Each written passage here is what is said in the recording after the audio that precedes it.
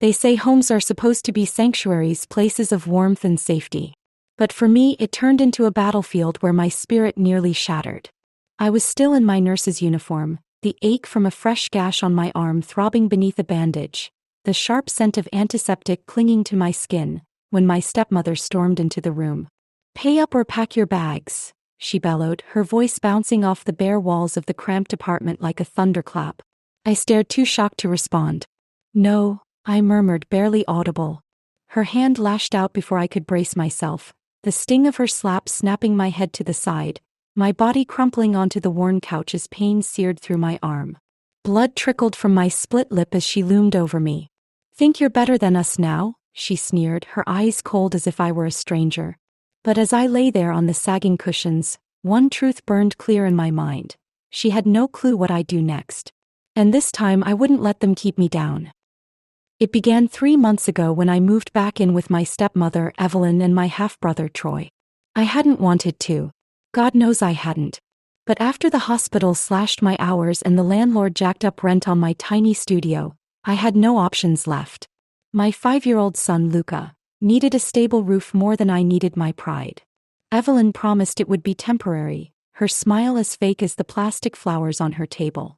But the moment I dragged my suitcase into the dingy spare room, its cracked window rattling with every gust, the ceiling stained from leaks, I knew better. With Evelyn, nothing came free. At first, it was small demands. Groceries, gas money, fixing the leaky faucet because I was using it most. I paid silently, even when it meant skipping my own doctor's visits for a persistent cough. Then came Troy, my 22-year-old half-brother, still crashing at home, jobless, yet the apple of Evelyn's eye.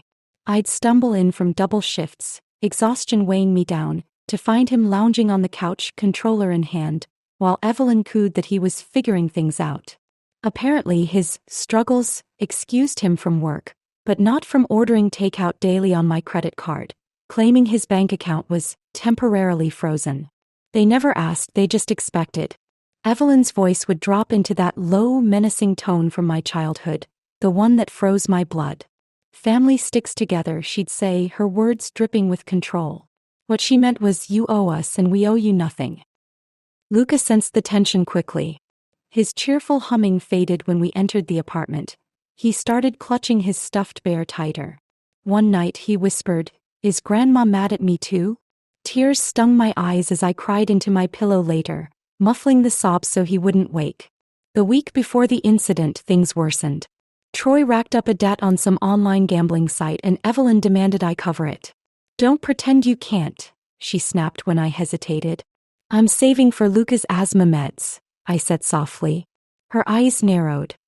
"His breathing or your brother's freedom, which matters more?" That's when I saw how deep their selfishness ran. The day of the accident, I was driving home after a grueling night shift, rain pelting the windshield. I blinked too long at a stoplight and didn't see the SUV until it T-boned me. The crash spun my car. I woke on a stretcher, Luca's name the only thought in my head. The doctor said I was fortunate. 6 stitches on my arm, a sprained wrist, a bruise blooming across my thigh. They kept me overnight. The next morning, Evelyn barged in, no concern, no flowers, just that demand: "Pay up or pack your bags." And the slap. My ribs ached with every breath as I was discharged with gauze, painkillers, and a rest order I couldn't follow in that hostile place. Back at the apartment, Evelyn acted as if nothing happened, sipping tea and asking if I'd paid the electric bill. "Your room uses the most power," she said casually, ignoring the bandage peeking from my sleeve. That night, I sat by Luca's bed as he slept, tracing the faint scar on his cheek from a fall months ago. Once I'd panicked over it. Now my own pain seemed trivial compared to their indifference. The next morning, a typed letter slid under my door. Rent increasing by $150 monthly due to household strain. Signed Nina Monroe. I laughed, a hollow sound to keep from screaming, and texted Evelyn. Her reply was swift. *, you live here, you pay what I decide. That's life star. 2 days later, Troy knocked, avoiding my gaze. Evelyn says you'll cover my phone bill this month. I stared. You haven't used it in weeks. He shrugged. Gotta keep the line active. Even Luca noticed. One evening, brushing teeth together, he asked, "Why does Grandma only smile when you give her money?" I couldn't answer, my throat tight with rage. But something shifted the next day. My old college friend, Tara, visited with groceries and a knitted scarf. She asked why I'd ghosted her calls. I spilled everything, tears falling before I could stop. She listened, then said, "Nina, your dad left you something, didn't he?" I froze. She pulled an aged key from her bag. "I've held this since your dad passed, meant to give it when you needed it most." My hands trembled as I took it, the brass cool with a small edge near the base. My father had died 2 years ago, lung cancer taking him fast. He and Evelyn divorced long before, and he never remarried, living simply in a bungalow left by his mother. I hadn't returned since the funeral. Now this key hinted at a secret. That night I held it, Luca asleep beside me, bear tucked under his chin, oblivious to the change brewing. The next morning I packed a thermos of coffee, dropped Luca at school, and drove to the bungalow on Elm and Pine.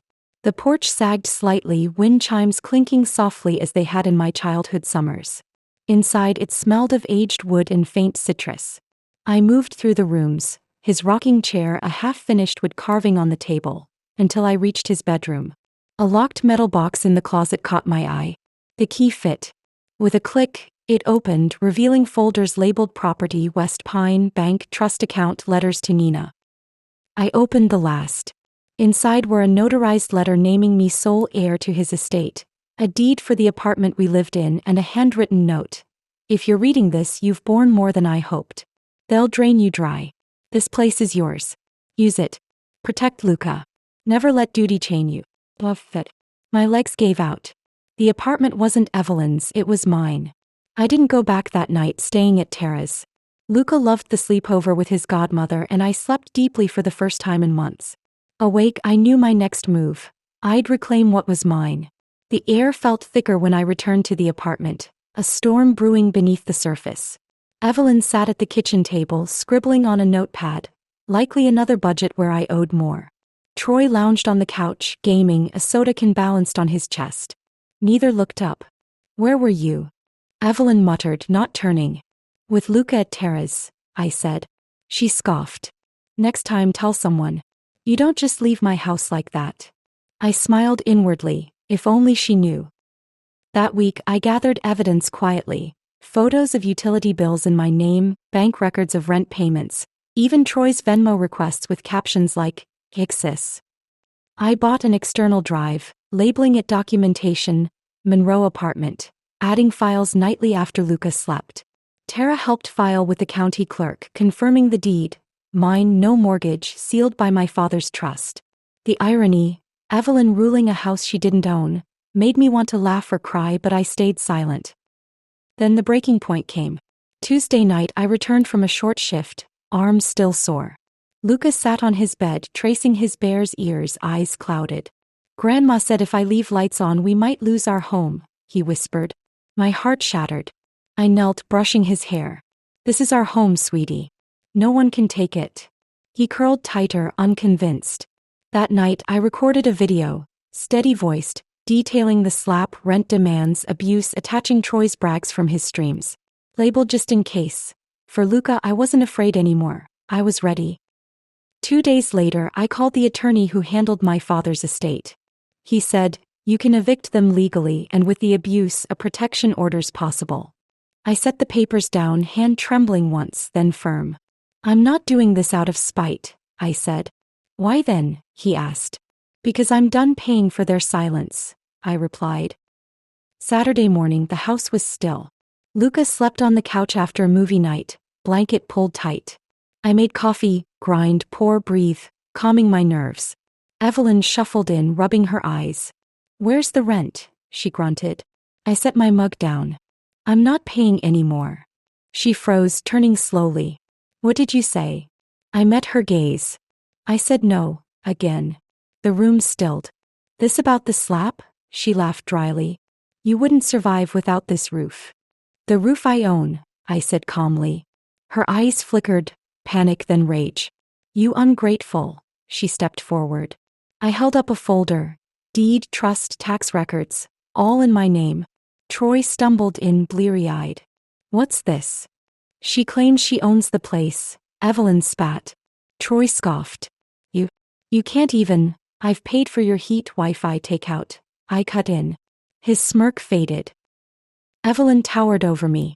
This is my house. I built this. No, I said evenly. Dad's mother did, and he gave it to me because he knew you'd do this. She softened, playing guilt. You'd kick out family? Not family abuse, I replied. Troy laughed. Hero now? Saving Luca and riding off. I smiled coldly. No, just locking the right doors.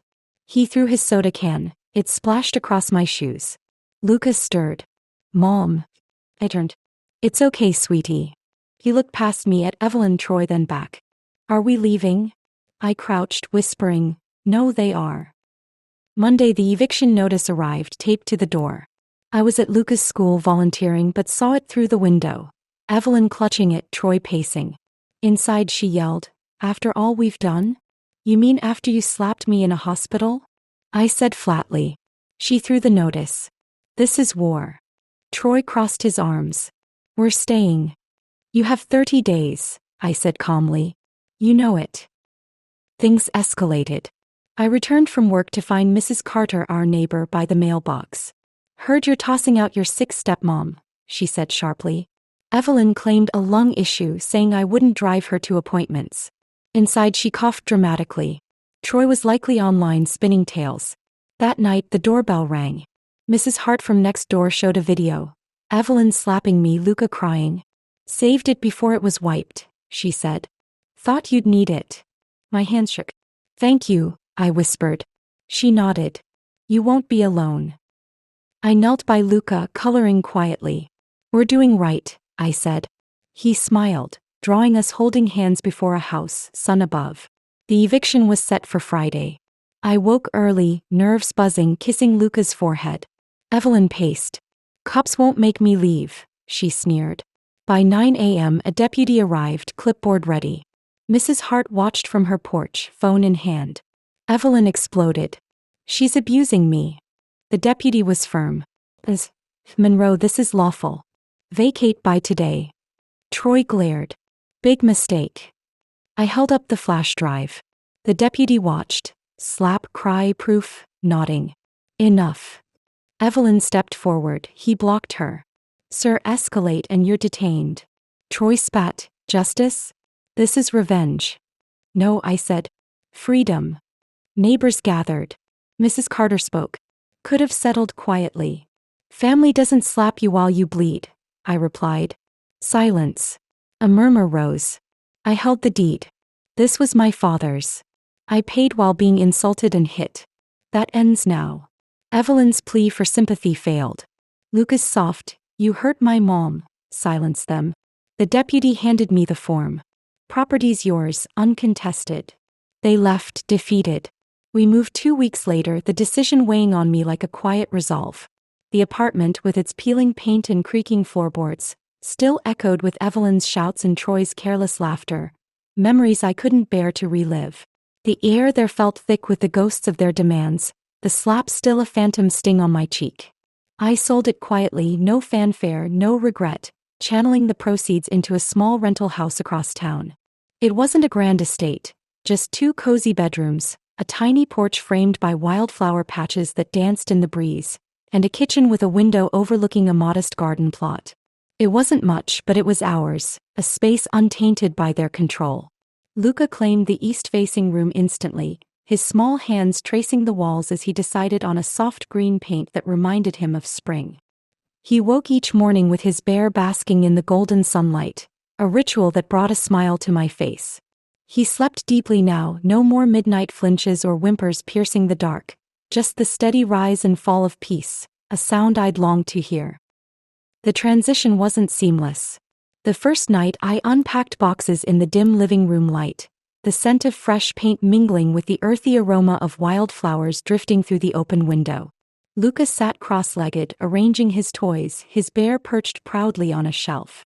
I watched him, marveling at his resilience, and felt a pang of guilt for the months he'd endured under Evelyn's roof. But that guilt was fading, replaced by a determination to build something better. I started therapy the following week, a step I'd avoided for years.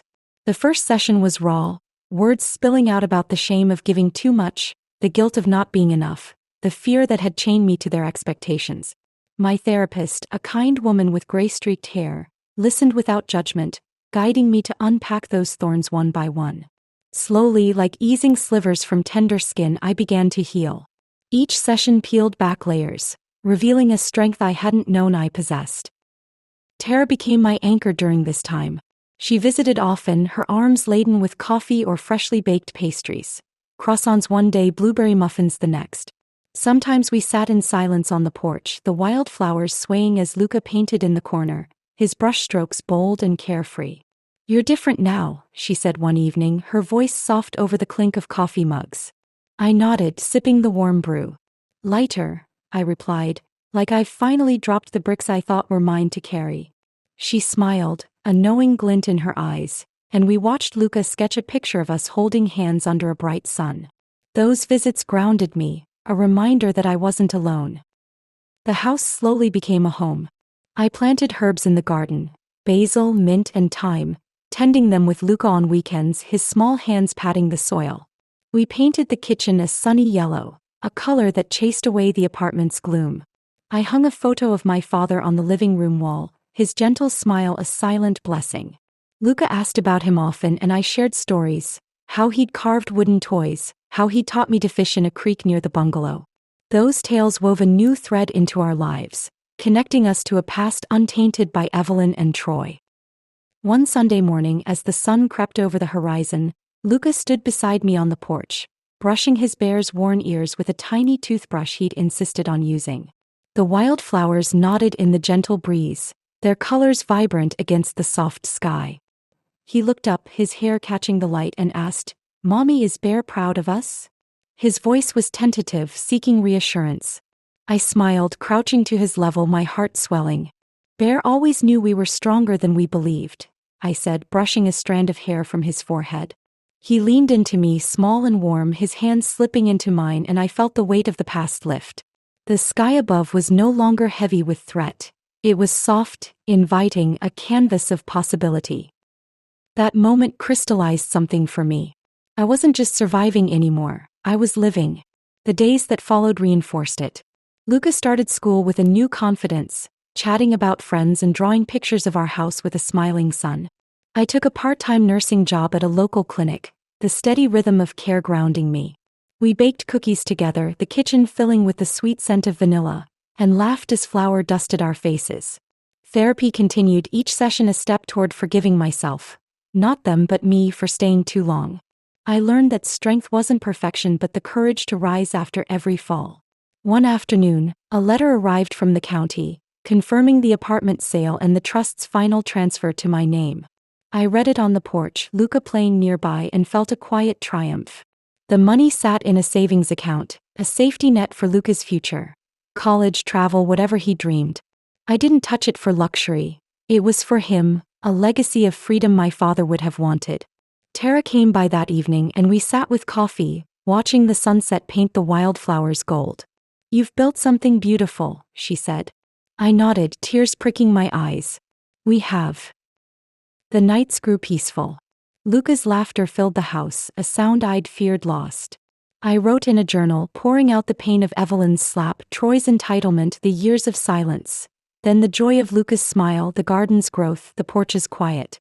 It was my way of honoring my father's note. Use it. Protect Luca. Never let duty chain you. One evening as we sat on the porch, Luca pointed to the stars. "Do you think Grandpa's watching?" he asked. I squeezed his hand. "I think he's smiling, proud of us both."